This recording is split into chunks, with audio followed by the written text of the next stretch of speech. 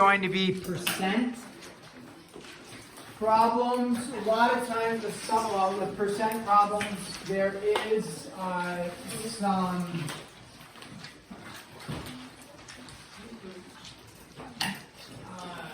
value in the calculator usage on a lot of the percent problems.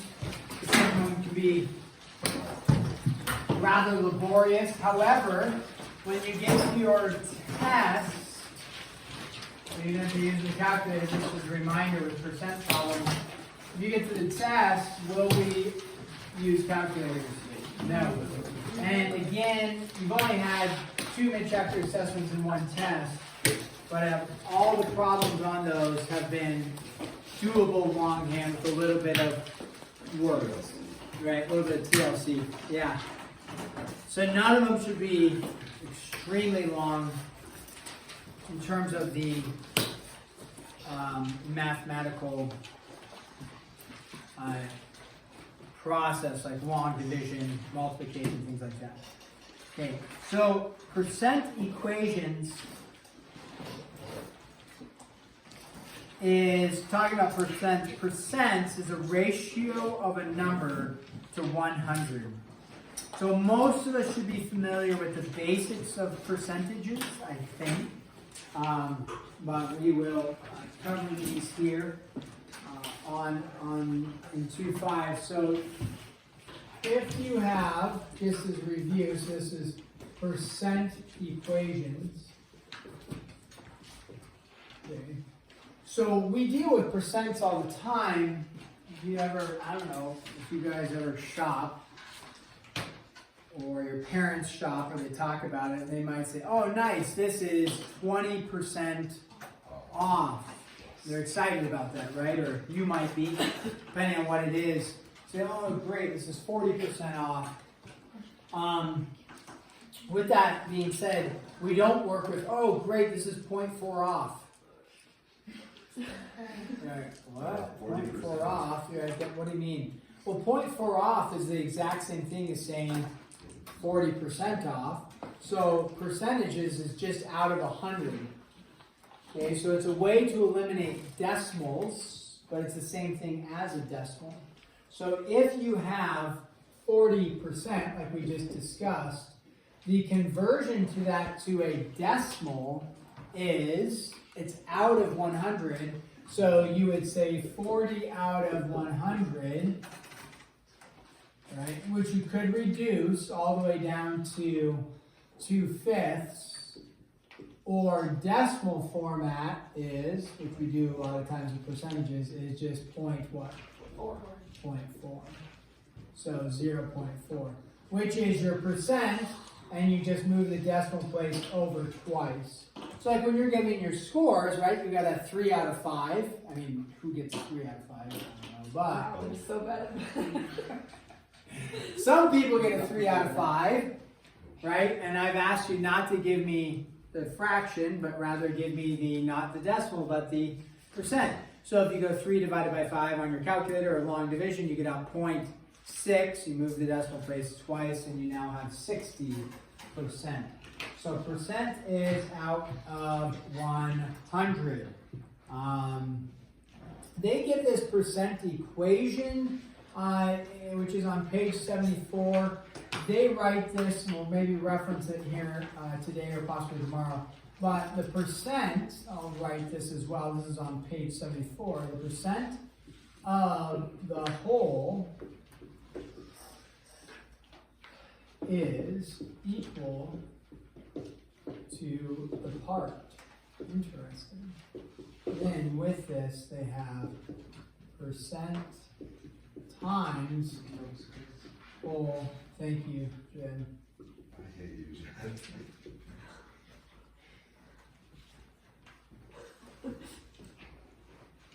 Good work, Jen. I'm taking notes. Yeah, I know it's his goal to get kicked out, but we want to delay that moment as long as possible. Okay, so we'll talk about that little equation there. And then there's another definition which they give on page 75, which we'll write down as well. So this one, make a note of. And then this other one is, the definition is for percent change. So you can figure out what percent change. So if you said, hey, the high school student body went up by 7 students. Well, what percent change is that? Did it go up by 1%, by 50%, by 37.2%? So percent change is equal to the amount of change over the original amount. Now, in this, though, if we just left it there, since we're dealing with a percent change, how do you turn decimals into percents? We just talked about that. Multiply by 100. So with these types of equations there, you'll see something like that, times 100. The timesing it by 100 is simply putting it into a percent format. So you might be doing problems and forget the times 100, but you'll remember, oh, here's my decimal, and you need to move the decimal place twice. That's all you're doing with the multiplying by 100, is getting a percentage for that.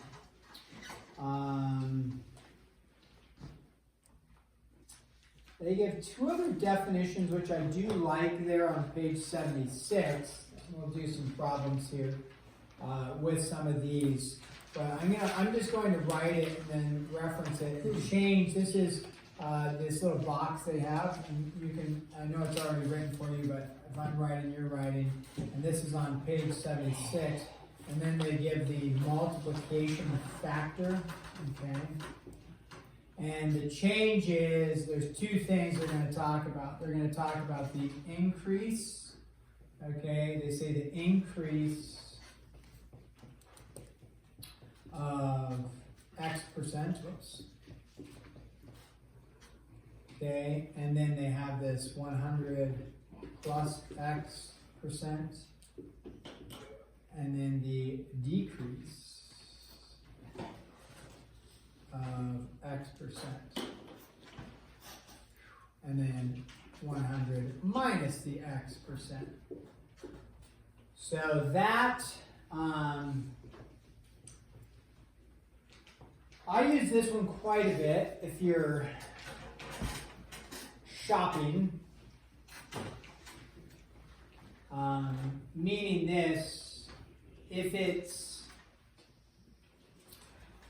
30% off, rather than taking your original price of something, figuring out what the percentage off is, and then subtracting that from the original, if it's 30% off, so that would be considered a decrease, right? If it's a 30% off, it's a decrease. Then its multiplication factor is, you are not paying 100% of the original value because it's 30% off. So what's the percentage that you're actually paying? So the 100% of the original value is the original price. You're decreasing it by 30%. So what are you actually paying? 70%. So when I do problems like, oh nice, it's 30% off, I just multiply, that's the multiplication factor, I multiply the original value by 70%, and that tells me what I'm going to pay. Rather than figuring out how many dollars off I'm getting and then subtracting that from the original, I just say, oh, if it's 35% off a sleeping pad from REI, because I was looking at buying sleeping pads for the fire crew, and it's like, hey, it's 35% off, oops. Rather than figuring out how much off I'm getting, I actually only care what is my final dollar price that I'm going to pay, because that's important to me in my budget. It's like, okay, so I'm budgeting whatever it is for, $140 is in my budget to buy a sleeping pad, let's say. Well, then I only care about the final price. I don't care, oh, nice. As in, you could say, hey, it's $300 off. Well, that's great, but what if it's a $1,000 sleeping pad? And you're like, that's a terrible deal for me. I don't want to spend $700. I only care about the final price. So when I look at 35% off, I just calculate what what percentage of the thing am I going to pay? That's my multiplication factor. I'm only going to pay, right, 65% of the original price. Okay, so that's where it makes it, for me, easier just to do that. So that's where we'll maybe have some problems like that. Let's do a few examples. We're going to do a little bit of lecture today on this, and then a heads up, we'll do a little lecture tomorrow on this. So today's Monday, this is going to be due on Wednesday. Jed, when's it going to be due? Wednesday. Good job. Yeah. That's what you do. Yes, very good. Okay. So let's go ahead and it says so there's three things: percent, and then fraction, and then decimal. So with this, for number one, what they want you to do is if they give you 187%, what they want you to do is write that as the other two, because we talked a little bit up there at the very beginning. Percent can turn into a fraction, which can turn into a decimal. So what they want you to do is if they give you the percent, just write it as the other two. So the other two things would be a fraction and a decimal. So they already gave you the percent, you're going to write it as a fraction and decimal. So how do I turn 187%? Let's start with the decimal. Let's do that one. What is 187% in decimal form? You just take the decimal and move it twice, right? So if we go into decimal form, it'd be 1.87. Okay, so that's all you would write there. And then how do we turn 187% into fraction form? It's out of, like Chris just said, it's out of 100. So then you would just say 187 out of 100. And those would be your two answers. Is 187 out of 100 reducible? I don't think so. I don't think it is. So you would just leave it as that. Don't need to turn it into a mixed fraction. Okay, are you allowed to turn it into a mixed fraction? I wouldn't. And the reason is we're focusing. I mean, I guess you could if you really want to. If it's like this burning internal desire, I must. It's somewhere along the way, somebody told you it was improper. Junior high, high school, this is just a reminder that the gym is closed for lunchtime today. You What? guys are welcome. Are you kidding me? For This you. is trash. Today. Thank you. Ah! Oh no, don't. 2 seconds ago. What are you gonna do? No, we're gonna have to eat. It's not a joke. Talk amongst each other. Oh, we're socializing. Then you get a ball, and then you get a volleyball, and like tap it out front. You're socializing with each other. Hey, you can work on math homework. No. No, okay. Here we go. So now they gave you a decimal. What are the other two things you need? Fraction and percent. All right, do that real quick, and then we're going to put the answers up here. So you already have the decimal. What you need is the percent, and you need a fraction. When you do a fraction, however, you do not leave it with a decimal. So you don't write 3.5 over 10 or whatever you might do. I don't know. Sometimes people leave decimal. But you don't want to do that. You need to just turn it into a fraction. You want us to reduce it if you could? What about fractions? Do we reduce? Yes. 187 over 100 I don't believe reduces. So that's why I left that there. So. Okay. So, who's got the fraction for us? I don't have it. Oh, I bet you said I I do. said not it. Oh, not. Oh, that's the thing you touch your nose. I think I've heard of that. Sit down. Okay. Oh, sit. Milo. 7/5. 7/5. 7.5. 7/2, Milo. So, wow. 7 is such an attitude. Wow. I Like I said, this is not a safe space, Milo. I'm sorry. Yeah. 7.5, you idiots. What'd you put, Chris? I hope you get it wrong. Bummer. You got it right. You could have read it late into it. Yeah. What'd you do, Chris, to get to 7.5? So I started with 350, or yeah, 350 over 100, and then I got rid of like the 2 zeros, and then I did like the divide by like 5 thingy to like get a 7 over 2, and then I got 7 halves. Is there a way we could have just gone directly from that thingy to this part? Yeah. Yeah, we could have, because it was a 3.5, so you know it's out of 10. So you could just put 35 out of 10. But it works that way, yeah. I did 3.5. It's the same answer, but it's. Yeah. So that's that mixed fraction.